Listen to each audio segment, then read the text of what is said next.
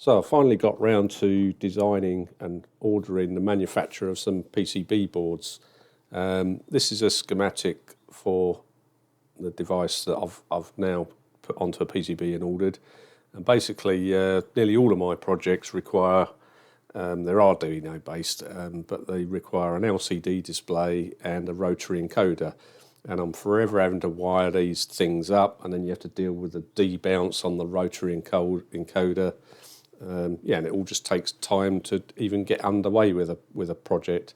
So I thought I'd put together a generic sort of project board, so all that side of it's done for you. So this is the schematic for that. So there's the Arduino. It's based on a Nano Every, and the reason for that is these are fairly new now, but they support interrupts on every digital input pin, so it's ideal for this. And on this side, I'm using a 4584 hex Schmitt trigger to feed in the rotary encoder, A, input B, and the switch, the push button switch on the rotary encoders.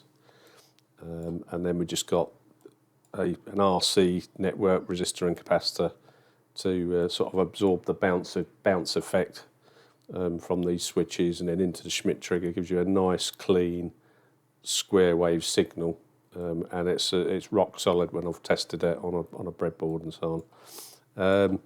And then all I've done really is then taken all the other I/O pins and presented them on header pins.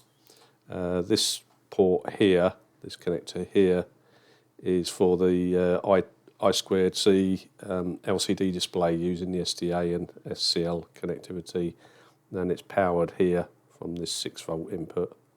Everything else is powered from the 5-volt output that's derived from the Arduino itself. All right.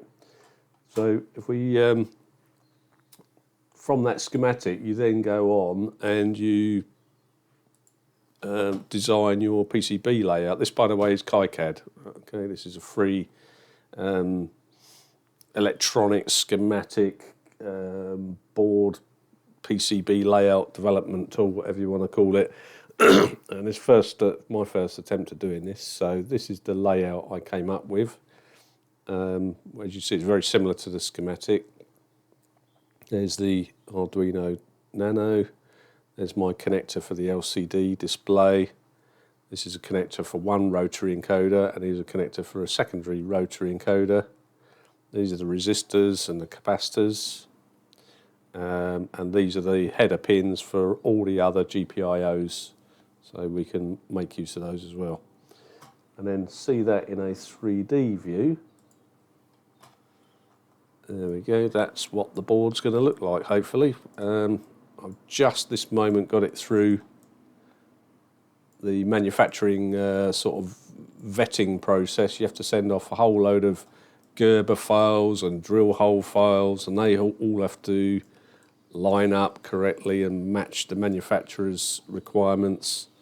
Because from what I understand, they take that data and it's fed directly into their automated sort of manufacturing equipment to produce these. So it has to be exactly right, or things will go horribly wrong, I expect. I've not ordered these components. I'm going to fit these myself, but you can have them selected on what they call their pick and place.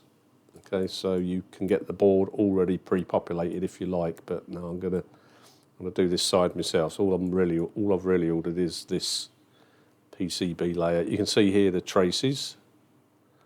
Yeah, that's the top layer, copper trace, and then there's also a second layer on the bottom there. You see all the traces there. That's my ground to the header pins. That's the power coming up here, and these just connect into the other I/O pins on the other side. Yeah, there. All right. Anyway, just ordered it. Should be here in about 3 or 4 days' time. I'll let you know how I get on.